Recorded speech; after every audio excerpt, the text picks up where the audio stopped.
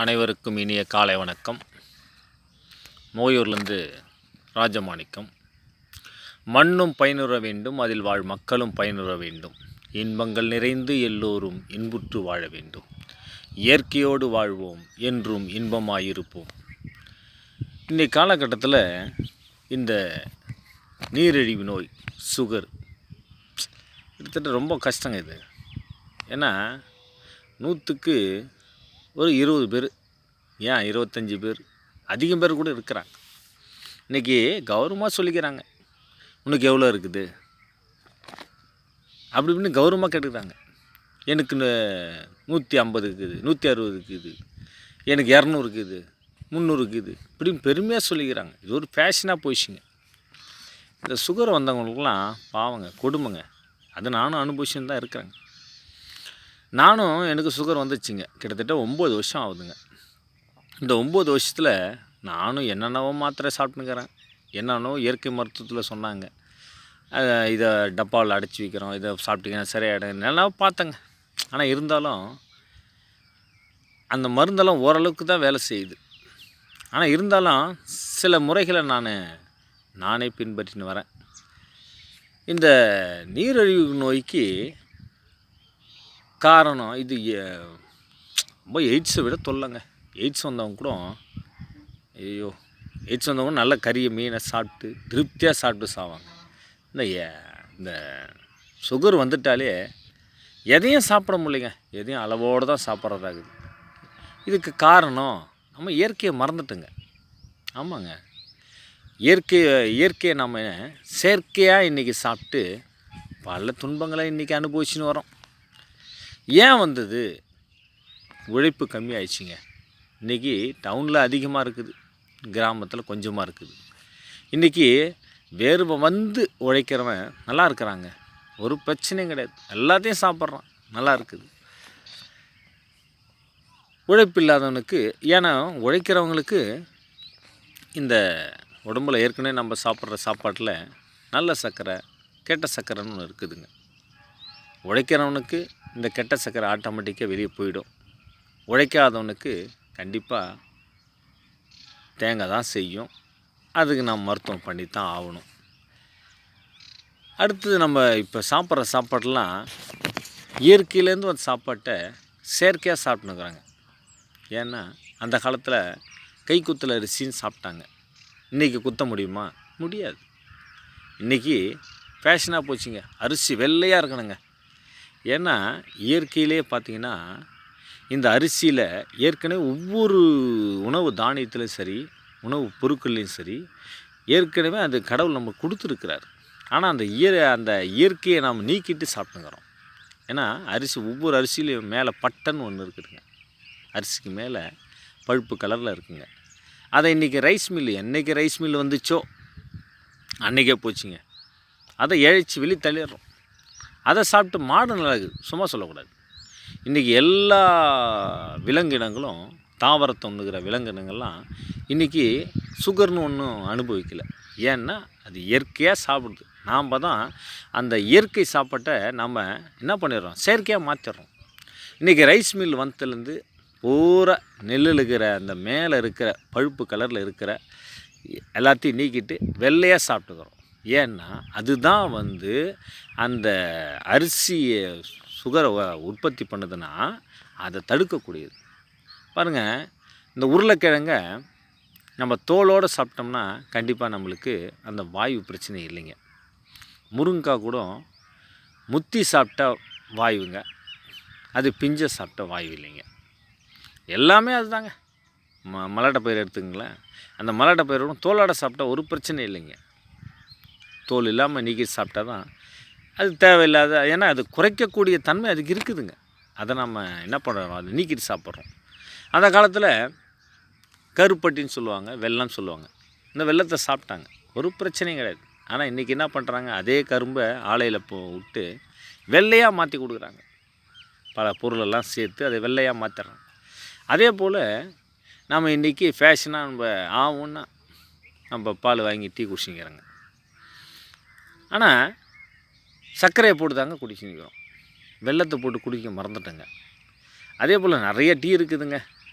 குறிப்பாக அந்த பிராமின்லாம் பாருங்கள், எதுக்கு எடுத்தாலும் அவங்க டீ போடுறது பால் டீ எல்லாம் கம்மியாக தான் குடிப்பாங்க.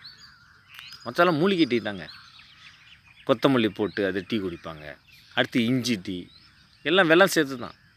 எல்லாத்துலேயும் வெல்லமும் டீ தூளோ காப்பி தூளோ போட்டு அதில் இயற்கை மூலிகைகளை போட்டு சாப்பிட்டுங்கிறாங்க. இன்றைக்கி சாப்பிட்லாம், ஒன்றும் தப்பு கிடையாது. ஆனால் நம்ம செய்கிறது கிடையாது. ஏன்னா நமக்கு இந்த பாலை போட்டு டீ குடித்தா தான் ஒரு திருப்தி, வேறு ஒன்றும் இல்லை. ஆனால் மூலிகையை போட்டு வெல்லம் போட்டு குடித்தோம்னா அது கருப்பாக இருக்கிறதால ஒரு சிலருக்கு பிடிக்கிறது இல்லை, வேறு ஒன்றுங்க. ஆனால் அதை தாங்க சாப்பிட்ணும். அதை சாப்பிட்டாங்க நல்லாயிருக்கும். கொத்தமல்லி டீ போடலாம், இஞ்சி டீ போடலாம், சுக்கு டீ போடலாம், துளசி டீ போடலாம், தூதுவளை டீ போடலாம், அருகம்புல்ல டீ போடலாம், என்ன எல்லாமே போடலாங்க. அதை ஒவ்வொரு நாளும் ஒன்று ஒன்று சேர்த்துக்கிட்டோன்னு வச்சுங்க, நமக்கு கண்டிப்பாக நமக்கு உடம்பு நல்லாயிருக்கும், ஆரோக்கியமாக இருப்போம், என்ன நோய் வராமல் பாதுகாக்கலாம். அதை யாருங்க செய்கிறாங்க? சரி, நோய் வராமல் இருக்கணும், சுகர் வராமல் இருக்கணும் அப்படின்னா இந்த பட்டை தெரியுங்க, பட்டை, லவங்கம், ஓமம், இதில் நம்ம டீ தூளோ காப்பி தூளோ வெல்லமோ போட்டு டெய்லி குடிச்சு வந்தோம் வச்சிங்களேன், சின்ன பசங்களுக்கு குறிப்பாக இந்த சின்ன பசங்களுக்கு கொடுத்தோன்னு வச்சிங்களேன், கண்டிப்பாக அவங்களுக்கு பின்னால் கொஞ்சம் இதிலேருந்து கொஞ்சம் விதிவிலக்காக இருக்கலாம் கண்டிப்பாக. அடுத்தது இந்த கணையம் பாதிப்பால் தான் வருது. அந்த கணையத்தை நாமளே தான் கெடுத்துடுறோம், சும்மா சொல்லக்கூடாது. அது இங்கே தேவையில்லாதெல்லாம் சாப்பிட்டு அது என்ன பண்ணணும், செய்கிற வேலையை செஞ்சுட்டு செய்ய முடியலன்னா என்னால் முடியலன்னு ஒதுங்கிடும் அந்த கணையம். ஆமாங்க. சரி, இந்த சுகருக்கு நாம் என்ன செய்யலாம்? இங்கிலீஷ் மருத்துவத்துக்கே போகலாமா அப்படின்னா இங்கிலீஷ் மருத்துவத்துக்கே போகலாங்க. போகிறது ஒன்று நானும் தப்புன்னு சொல்ல மாட்டேன். என்ன ஒன்று, டாக்டர் முதல்ல ஒரு மாத்திரை கொடுப்பார், காலையில் ஒன்று சாயங்காலம் ஒன்று கொடுப்பார். அடுத்தது கொஞ்ச நாள் கழிச்சு போனீங்கன்னு வச்சிங்களேன், அடுத்தது இந்த ஒரு மாத்திரைன்றது 2 ஆகும், அடுத்தது 4 ஆகும். அப்படியே படிப்படியாக போயிட்டே தாங்க இருக்கும். மாத்திரை குறையாதுங்க. ஆமாங்க, அவர் ஃபீஸும் குறையாது. எனக்கும் சுகர் கிட்டத்தட்ட 9 வருஷம் ஆகுதுங்க. 9 வருஷம் நானும் தான் சுகரில் இருக்கிறேன்.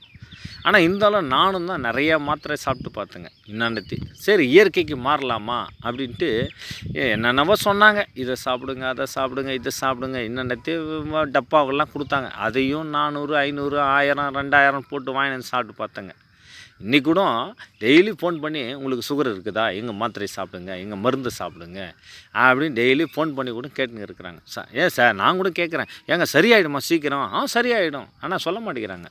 நான் கொஞ்ச நாளைக்கு எடுங்க, பாருங்கள், அப்புறம் சரியாயிடும். நானே எல்லாத்தையும் பயன்படுத்தி பார்த்துட்டேங்க. பயன்படுத்தி பார்த்துட்டு கடைசியில் நாமளே ஒரு மருந்தை சாப்பிட்டா என்ன, இயற்கையை சாப்பிட்டா என்ன அப்படின்னு கணக்கு பண்ணி, அதுக்காக நான் மாத்திரை சாப்பிடாதில்லை. ஒரு மாத்திரை கடைசியில் நான் கிளம்பேன் அப்படின்னு ஒரு மாத்திரை டாக்டர் கொடுக்கக்குள்ளே கொடுத்தாரு. அதை மட்டும் இன்னைய வரலையும் ஒரு மாத்திரை போட்டுன்னு தான் இருக்கிறேன். சரி, அது கூட என்னென்ன நான் சாப்பிட்றேன் அப்படின்னா, கொத்தமல்லி எடுத்துக்கணுங்க 2 பங்கு. அதாவது இப்போ நான் சொல்கிற பொருளெல்லாம் 100 கிராம் எடுக்கிறீங்கன்னா அது மட்டும் 200 கிராம்.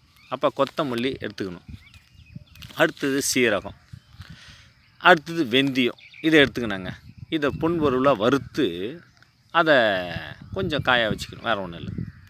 வச்சுக்கிட்டு அதை பவுடர் ஆக்கிக்கணும். கொத்தமல்லி 2 பங்கு, சீரகம், வெந்தயம், இதை ஒரு பங்கு எடுத்து வச்சுக்கிட்டு வறுத்துட்டு அதை வச்சுக்கிறேன். அதை பவுடர் ஆக்கி தனியாக வச்சுக்கிறேன். அடுத்தது ஆவாரம் பூவுங்க. ஆவாரம் பூவையும் நான் பொடியாக செஞ்சு அதையும் பவுடர் ஆக்கி அது கூட கலந்துக்கிட்டேன். அடுத்தது நெல்லிக்காய் பவுடரையும் அது கூட கலந்துக்கிட்டேங்க. அது கூட இந்த எலுமிச்சம்பழம் தோல் கொஞ்சம் சேர்த்துக்கிட்டேங்க. நானே சேர்த்துக்கிட்டு தான், யாரும் நான் கேட்கல. இதெல்லாம் செஞ்சு பார்க்கலாமா அப்படின்னு செஞ்சு பார்த்தேங்க. உண்மையாக நல்லா இருக்குதுங்க, பிரச்சனையே இல்லை. இது வரலையும் டாக்டர்கிட்ட நான் போகலைங்க. ஏன்னா டாக்டர் சொல்கிறது அடிக்கடி செக் பண்ணிங்க, அப்போ தான் 4 கால் கரெக்டாக இருக்கணும், 3 கால் கரெக்டாக இருக்கணும்னுவாங்க. ஒன்று டாக்டர், இன்னொன்று மருந்து, இன்னொன்று சுகர் ஏறக்கூடாது அப்படின்னு அடிக்கடி ரத்தம் டெஸ்ட் பண்ணணும். இது வரலையும் நான் ரத்தம் டெஸ்ட் பண்ணலைங்க. 7 வருஷம் ஆகுது, உண்மையிலே சொல்கிறேன். அந்த மாத்திரையை மட்டும் ஒரு மாத்திரை வாங்கிக்குவேன். ஏன்னா ஏற்கனவே சொல்லியிருக்கிறாங்க, கணையத்துலேருந்து நீர் சுரந்தாதான். கணையத்தில் நீர் சுரக்கலைன்னா கண்டிப்பாக அது சர்க்கரையை உடம்புக்குள்ளே அனுப்பாது, வெளியே தான் அனுப்பும் அப்படின்ட்டு அது தெளிவாக சொன்னாங்க. அதையும் நான் இப்போ ஒரு சில கட்டுரைகள்லாம் படித்து பார்த்தேன். கணைய நீர் சுரக்கணும், முழுசாக சுரந்தால் தான் பிரச்சனை இல்லை. ஆனால் முழுசாக சுரக்கலாம் பிரச்சனை தான். கணையம் பாதிப்படைஞ்சால் பாதிப்பு தாங்க, அதெல்லாம் சரி பண்ண முடியாது. ஏன்னா நம்ம உடம்புல உள்ளுறுப்புக்களை அதிகமாக சரி பண்ண முடியாத உறுப்பு இதாங்க. அது சரி பண்ணுற மாதிரி இருந்தால் இத்தனை யாருக்கும் சுகர் இருக்காது இல்லையா? அது சரி பண்ண முடியாது. இருந்தாலும் அதை நம்ம கண்ட்ரோலில் வச்சுக்கலாம் அப்படின்றதுக்காக ஒரு மாத்திரை காலையிலையும் சாயங்காலையும் எடுத்துக்குவோம். அது ஒன்றும் பிரச்சனை கிடையாது. அதே போல் இந்த கொத்தமல்லி, சீரகம், வெந்தயம், அடுத்து ஆவாரம் பூவு, அடுத்தது நெல்லிக்காய் காய வச்சு அதை பவுடர் ஆக்கிட்டு, எலுமிச்சம்பழம் தோல் இதெல்லாம் பவுடர் ஆக்கி ஒரு வச்சுக்கிட்டு டப்பாவில் வச்சுக்கிட்டு காலைல ஒரு 2 டீஸ்பூனுங்க நல்லா சாப்பிடுவோங்க. ஒன்றும் பிரச்சனை கிடையாது. அதுக்கு அந்தாண்ட சாப்பாடு கண்ட்ரோலில் தான் இருக்கிறேன், ஒன்றும் பிரச்சனை இல்லை. காலைல டிஃபன் தான், அவ்வளோதான். மதியம் மட்டும்தான் சோறு. காய்கறிகளை கொஞ்சம் அதிகமாக சேர்த்துக்கணும், அதையும் சேர்த்துக்கிறேன். ஒரு நாளைக்கு ஒரு காய்கறி. சோறு கொஞ்சம் அளவாக கம்மியாக சாப்பிடுவேன். மற்றபடி உழைக்கணுங்க, வேர்வை வர மாதிரி உழைக்கணும். நான் சுகர் வந்துச்சுன்னா அதுக்காக பார்க்கவே மாட்டேன். இந்த வெயில் டைமில் தான் கொஞ்சம் மயக்கம் வர மாதிரி இருந்தால் கூட போய் உட்காந்துருவேன். மற்றபடி ஒன்றும் கிடையாது. நான் வேலை செய்வேன், எந்த வேலையாக இருந்தாலும் செய்வேன். வேர்வை வரணும், அவ்வளோதான். நல்லா வேலை செய்வேன். இன்னைய வரலையும் டாக்டர்கிட்ட நான் போகலைங்க. அந்த மாத்திரையும் கண்ட்ரோல் பண்ணுறேன். அது இல்லாமல் நான் தயாரித்த பொடியும் அதை சேர்த்துக்கிட்டு சாப்பிட்டு நிம்மதியாக வாழ்கிறேன். எனக்கும் காயம் வருதுங்க. இது கூட என்ன செய்வேன்னா, இந்த ஏற்கனவே சிறியானங்க தலைன்னு சொல்லுவாங்க இல்லையா, நிலவேம்பு, அந்த நிலவேம்பை வாரத்துக்கு கிட்டத்தட்ட 2 வாட்டியோ 3 வாட்டியோ 5 இலையோ இல்லை 10 இலையோ வச்சு கச்சன்னு 3 தண்ணி குடிச்சிடும், அவ்வளோதான். மீனுக்கு காயம் வந்தாலும் சீக்கிரம் ஆறிடுதுங்க, பிரச்சனையே கிடையாதுங்க. நான் வயல்லாமான்னு வேலை செய்வேன், வெறுங்காலில் தான் சுற்றுவேன். வெறுங்காலில் சுற்றிக்கிட்டு நாமான்னு வேலை செய்வேன். எந்த காயம் வந்தாலும் நிறைய அடிப்படை எனக்கு, நிறையா கை கால், ஏன் ஒரு மரங்கழிக்குள்ளே என் விரலே கூட பாதியாக ஓடிடுச்சு. அப்புறம் வேறு வழி கிடையாது, போனேன் முத்தியம்பாக்கத்துக்கு போனேன். ஈத்து பிடிச்சி ஷாக் தைக்கிற மாதிரி தைச்சாங்க. அதை எட்டுன்னு வந்து அப்புறம் சுகர்னு வந்துட்டு எல்லாம் பயமுறுத்துனாங்க. ஐயோ காயம்படக்கூடாது. நான் அதுக்கெல்லாம் கவலைப்படுறதே இல்லைங்க. ஒரு பக்கம் நான் மாத்திரை எடுத்துக்கிறேன், ஒன்று இதுவரையும் டாக்டர்கிட்ட போகல, அதான் விஷயம். 9 வருஷம் நான் டாக்டர்கிட்டே பார்க்கல. அதனால் உங்களை பார்க்க வேணான்னு சொல்லலை, நீங்கள் பாருங்கள். ஆனால் நான் கொஞ்சம் முயற்சி பண்ணுறத நீங்களும் செஞ்சு பாருங்களேன், நல்லா இருங்களேன். ஏன் டாக்டர்கிட்ட அதிகமாக காசு கொடுப்பானே, அதுக்காக நான் சொல்கிறதெல்லாம் ஃபாலோ பண்ணிட்டு சரியில்லைன்னா தயவுசெய்து சொல்லிடாதீங்க. நான் ஃபாலோ பண்ணுறது அனுபவத்தை கொஞ்சம் டெஸ்ட் பண்ணி பாருங்கள், நல்லா இருந்தால் ஏற்றுக்குங்க, அவ்வளோதான் சொல்லுவேன் நான். கொத்தமல்லி எடுத்துக்கங்க, சீரகத்தை எடுத்துங்க. கொத்தமல்லி 2 பங்கு அவ்வளோதான். இது 100னா அது 200 அவ்வளோதான். சீரகம்லாம் 100, மேலே வெந்தயம் 100. அடுத்தது நீங்கள் ஆவாரம் பூ எவ்வளோ வேணாலும் சேர்த்துங்க, அது பற்றி ஒன்றும் பிரச்சனை இல்லை. 100 எடுத்துங்க, அதே சம அளவுக்கு 100 எடுத்துங்க, இல்லை 200 கூட எடுத்துங்க. அடுத்து நெல்லிக்காய் காய வச்சு அதை கொத்தமல்லி அளவு கூட 200 எடுத்துங்க. அது ஒன்றும் நீங்கள் தயாரிக்க முறை தான் இருக்குதுங்க. இதை கொத்தமல்லி 200னா மற்றதெல்லாம் 100 அவ்வளோதான். ஆனால் ஆவாரம் பூ 200 சேர்த்துங்க. அடுத்தது நெல்லிக்காய் பவுட்ரு 200 சேர்த்துங்க. அடுத்தது தேவையான அளவு கொஞ்சமாக இப்போ 100 எலுமிச்சம் தோல் காய வச்சு போடுங்க. நல்லா கஷாயம், அதாவது கஷாயம் பவுட்ரு ஆக்கிட்டு டெய்லி காலையில சாப்பிட்டு பாருங்களேன், கொஞ்சம் டெஸ்ட் பண்ணி பாருங்கள். ஏன்னா என் பெற்ற இன்பம் பெருக வையகம். நீங்களும் நல்லா இருக்கணும், நான் நல்லா இருக்கிறேன், அவ்வளோதான் நான் சொல்ல முடியும். அந்த ஒரு மாத்திரை எடுத்துக்குவேன். ஏன்னா இன்றைக்கி இந்த வயசானவங்கெல்லாம் மாத்திரை பார்க்கல எனக்கு பயமாக இருக்குது. ஐயோயோ 10 மாத்திரை துண்டுறாங்க, என்னங்க ஆவறது இந்த உடம்பு என்ன ஆவறது? அதனால் மாத்திரை குறைப்போம், டாக்டர் ஃபீஸையும் குறைக்கணும். ஏன்னா நம்ம பொருளாதாரங்க கஷ்டப்பட்டு வாழ்கிறோம். பூரா காசையும் கொண்டு போய் டாக்டர்கிட்ட கொடுத்துட்டேன், என்ன ஆவறது? அதனால் நான் முயற்சி பண்ணி பார்த்தேன், நீங்களும் முயற்சி பண்ணுங்கள். நல்லா இருந்தால் ஃபாலோ பண்ணுங்கள், தப்பு கிடையாது. எதையும் எடுத்துக்கணும்ல, நம்ம நல்லா இருந்தால் எல்லாத்தையும் எடுத்துக்கலாம். அதனால் நான் இதுவரையிலையும் 9 வருஷமாக டாக்டர்கிட்ட போனதே கிடையாதுங்க. அது போனதான் டெஸ்ட் பண்ணுறதுக்காக போனேன். அடுத்தது கிட்டத்தட்ட 15 நாளைக்கு ஒரு வாட்டி வர சொல்கிறாரு டாக்டர். என்ன ஒரு சும்மா பிடுங்குறாரு அவரு காசு, மாத்திரை காசு, மருந்து காசு, பசுப்பேர் காசு, எல்லாத்துக்கும் அவருக்கு வேறு போய் க்யூவில் நின்று கிடக்கணும். ஐயோயோ ரொம்ப தொல்லையாக்குதுங்க. இதனால் வேலை கெட்டு போகுது. அதனால தான் நானே ட்ரை பண்ணேன். சரி மாத்திரை மட்டும் வாங்கிக்குவோம், மற்றது நாம்ளே நாட்டு மருந்து தயாரித்து நாம்ளே சாப்பிட்டு பார்ப்போம் அப்படின்னு. இது வரலையும் எந்த பிரச்சனையும் கிடையாதுங்க. அதே போல் கடினமாக உழைக்கணுங்க, முடிஞ்சாலும் உழைங்க. மயக்கம் வந்தால் உட்காந்துருங்க, மயக்கம் வந்தால் பயப்படாதீங்க. முக்கியமாக இந்த சுகர் இருக்கிறவங்களாம் பயப்படக்கூடாதுங்க. பயம் இருக்கக்கூடாது, டென்ஷன் இருக்கக்கூடாதுங்க. எது நடந்தாலும் நன்மைக்குன்னு எடுத்துக்கணுங்க. ஆமாங்க, எது நடந்தாலும் நன்மைக்காக எடுத்துக்கணும். அப்போ தான் நல்லா இருக்க முடியும் நம்ம. ஐயோ, இன்றைக்கி அறிவியல் உலகத்தில் எங்கே எடுங்க பிரச்சனை தாங்க. ஒருத்தவங்கள பார்த்து நம்ம அது மாதிரி இல்லைன்னு, அடுத்தவங்க இப்படி இருக்கிறாங்களே நம்ம இருக்க முடியலையே, என்ன அடுத்தது மனைவி, மக்கள், சொந்தக்காரங்க, பந்தக்காரங்க அவங்க தொல்லை கொடுக்கல அதையே நினச்சிடக்கூடாது. வாழ்க்கையில் எல்லாம் வரும், எல்லாம் போகும். ஆனால் நம்ம உடம்பை நம்ம பாதுகாத்துக்குன்னா டென்ஷன் இல்லாமல் வாழணும். எந்த பிரச்சனையும் இல்லை, டென்ஷன் இல்லாமல் எந்த மனுஷனும் இருக்க முடியாது. ஆனால் இருந்தாலும் நாம் அதை குறைச்சிக்கிட்டோம், அவ்வளோதான். பிரச்சனை இல்லாத வாழ்க்கை யாருக்கும் இல்லைங்க. யாரும் நிம்மதியாக வாழலை. எல்லாம் வாழ்க்கையில் அனுபவித்து இதெல்லாம் ஏற்றுக்கணும், வரதான் செய்யும். எல்லாத்தையும் ஏற்றுக்கணும். ஆனால் ஏற்றுக்கிட்டு எல்லாம் நன்மைக்குன்னு ஏற்றுக்கணும். அதான் விஷயம். நல்லது நடந்தாலும் அது நன்மைக்கு, அடுத்து நம்மளுக்கு கெட்டதே நடந்தாலும் நன்மைக்கு. ஏன்னா மேலே ஒருத்தர் இருக்கிறாருங்க, கடவுள். அவர் நமக்கு என்ன செய்யணுமோ அதான் செய்வாருங்க. ஏன்னா எனக்கே கூட இந்த மருந்தை தயாரிக்கிறதுக்கு நானும் முயற்சி பண்ணி, என்னுடைய முயற்சியில் நானே கொஞ்சம் யாராவது சொன்னாங்க, நாமளே செஞ்சு பார்ப்போமே, அதில் செஞ்சு பார்த்தா சக்ஸஸ் ஆகியும் இன்றைக்கி உங்ககிட்ட நான் சொல்லியிருக்கிறேன்.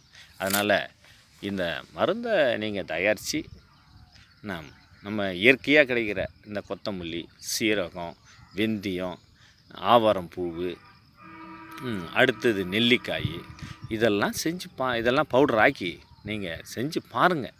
மாத்திரை மருந்தை குறைங்களேன், டாக்டர் ஃபீஸை குறைங்களேன். ஒரு மாதத்துக்கு நீங்கள் போனீங்கன்னா ஒரு 500 டாக்டர் கொடுக்குறீங்க, 500 மருந்து குடிக்கிறீங்க, 1000 போகுது இல்லைங்களா?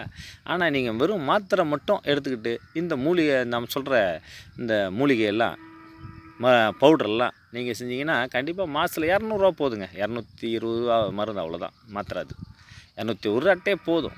என்ன 30 ஒரு நாளைக்கு 2 மாத்திரை அதை சாப்பிட்டு நிம்மதியாக வாழுங்க. வாழ்க வளமுடன். நன்றி.